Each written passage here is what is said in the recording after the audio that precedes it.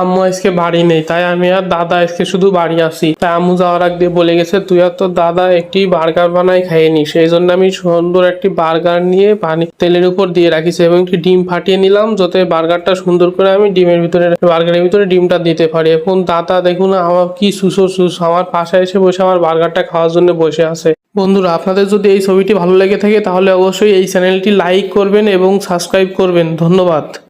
এবং দেখুন আমি বার্গারটায় অনেক সুন্দর করে নড়াই দিচ্ছি, দেখুন কি সুন্দর একদম নড়াই দিচ্ছি। তলের পাশটা হয়ে গেছে এবং উপরের পাশটা এখন হবে। কিন্তু দেখুন আমার দাদা কিন্তু আমার পাশে বসে আছে, সেও কিন্তু আমার সাথে খাবে। দেখুন আমার দাদা এখন আমার বার্গারটি অনেক সুন্দর করে ভালো করে বানিয়ে দেবে। ডিম দিয়ে বার্গার খুলে সুন্দর করে ডিমটা তার ভিতর দিয়ে অনেকগুলো মরিচ দিয়ে দিলাম। এবার এই বার্গারটা আমি সুন্দর করে খেয়ে নেব। দেখুন আমার দাদা কিন্তু এখন আমার দিকে তাকায় আছে, সে ভাবছে আমি তাকে দেবো, কিন্তু আমি তাকে দেবো না।